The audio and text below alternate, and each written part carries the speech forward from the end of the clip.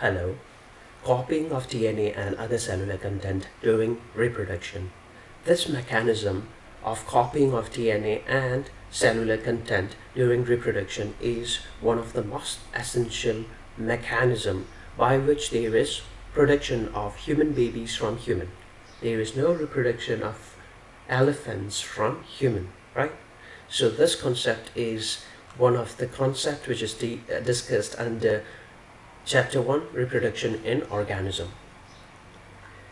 As I was saying, there is copying of DNA and some parts of cell or other cellular apparatuses which occurs during reproduction, and because of this mechanism then there is production of human babies from human, not elephant. Elephants hardly give birth to a human baby, right? So copying of DNA or duplication of DNA and passing of some parts of cell to the cells and offspring is essential process, because of which there is similarity in the offsprings with respect to parent of the offspring. Now, as I say, DNA is being copied and some parts of the cellular content are passed down to the offspring. In case of DNA, it is passed down in the form of chromosome. Then there is little confusion: DNA, chromosome, chromatin and all. So anyhow, information is being passed down from generation to generation.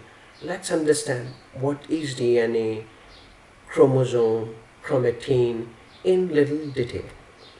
DNA is staircase-like structure.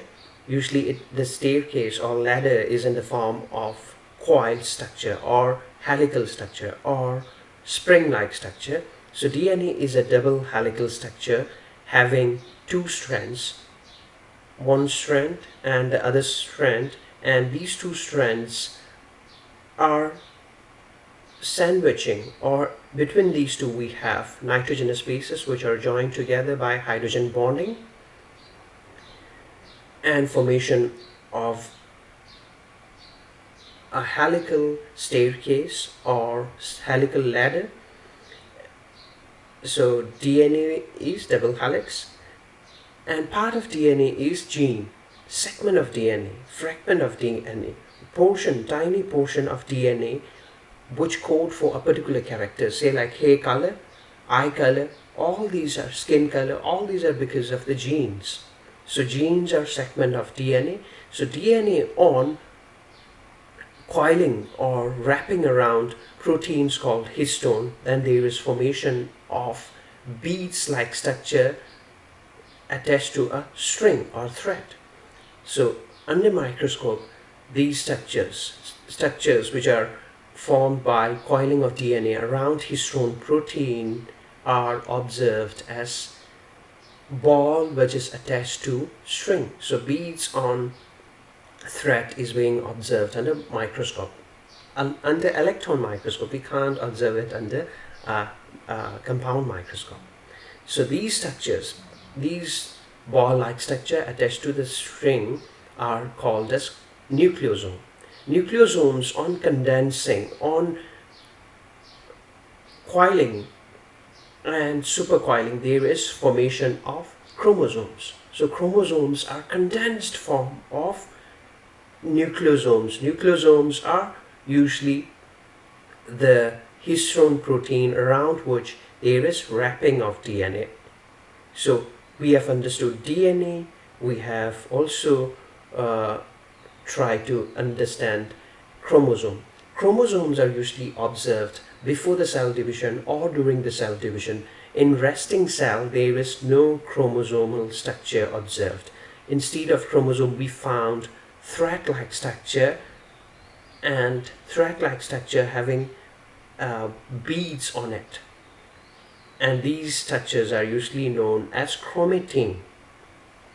Now with this understanding, let's try to discuss formation of haploid gametes from diploid gamete mother cell, which are also known as myocytes. Myocytes are gamete mother cell, which after undergoing meiosis or reductional division, there is formation of haploid gametes. Now, in human beings, we have spermatogonia as male diploid gamete cell and oogonia as female diploid gamete cell. Oogenesis is process of formation of female gamete or female egg. Spermatogenesis is formation of sperms from spermatogonia. Spermatogonia and oogonia are myocytes. These are having 46 number of chromosomes. So these are diploid cells. So whenever there is formation of haploid gamete cell, then there is duplication of DNA. So DNA gets duplicated and there is formation of sister chromatids. One extra arm of chromosome is formed. Earlier there is single chromatids, right? After when the cell is about to go division, there is duplication of chromosomes. So sister chromatids doubles, but the number of chromosome remains same, 46 number of chromosome. So in primary oocyte and primary spermatocyte, there is same number of chromosomes. Now after undergoing first meiosis, then there is formation of haploid cells. Number of chromosome decrease to half, that is 23 number of chromosome. Again, after undergoing meiosis 2, there is formation of 4 haploid spermatids and 1 haploid egg cell. Others are polar body. Now finally there is formation of sperm cells having half the number of chromosome and ovum, which is having half the number of chromosome. So gametes are haploid, which are formed from gamete mother cell or meiosis. Now let's try to summarize this in the form of flowchart. We are diploid organism and we produce in our body, once we attain reproductive age, then there is production of diploid myocytes. Diploid myocytes are gamete mother cells, which after undergoing a special cell division called meiosis or reductional division, there is formation of haploid gametes. So to summarize this flowchart in the form of sentence, I would write like this. Myocytes are specialized cells that undergo meiosis to produce haploid gametes.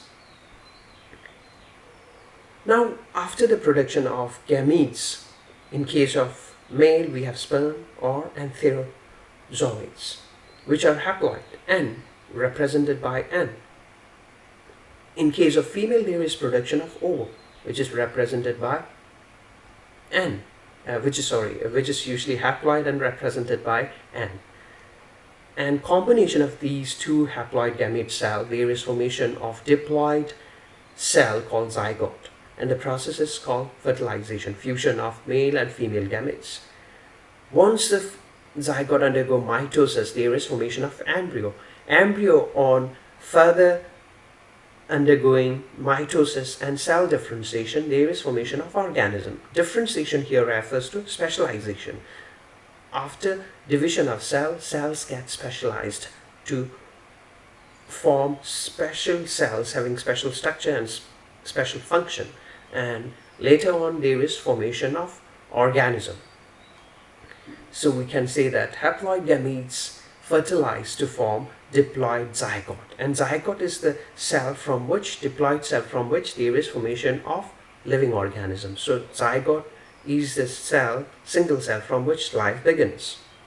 Now with these understanding, let's try to fill this table. In the second column, we have to fill ploidy of chromosome. Ploidy of chromosome here refers to number of chromosome or condition of the chromosome. We have to give an example. why don't we give ourselves as example? We are diploid organism having diploid number of chromosomes, usually represented by 2n. We produce myocytes once we attain reproductive stage. And the myocytes are having diploid number of chromosome, and in the gametes are usually haploid, so represented by n. Now in case of human beings, we are diploid organism having 46 number of chromosome or 23 pairs of chromosome. In case of our myocytes, same, gonia and spermatogonia are having 23 pairs of chromosome or 46 number of chromosome. In case of gamete cell, we are having 23 number of chromosomes. Right? Simple, easy. Now, we were discussing about ploidy of chromosome, right? So ploidy in living organism. Ploidy here refers to number of chromosomes or condition of chromosome. Living organism may be haploid organism having half the number of chromosome. Diploid organism having entire sets of chromosome and represented by 2n. Haploid are usually containing single set of unpaired chromosome.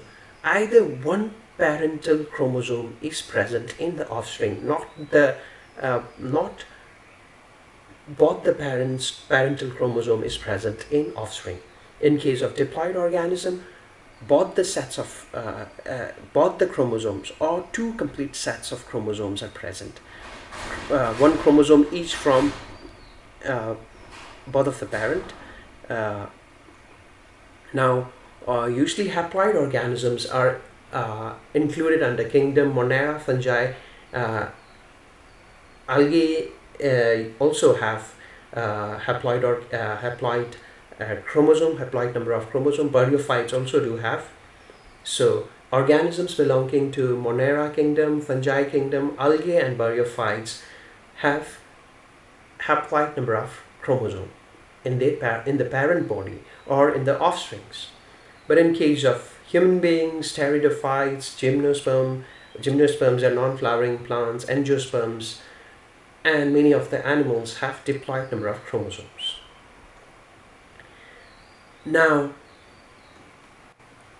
this table gives you number of chromosomes in the myocytes and number of chromosomes in the gametes. We have understood that in the myocytes it's diploid and gametes are usually haploid. So we have to halve the number of chromosomes in myocytes. In case of human being, we have 46 number of chromosome. Half of 46 is 23.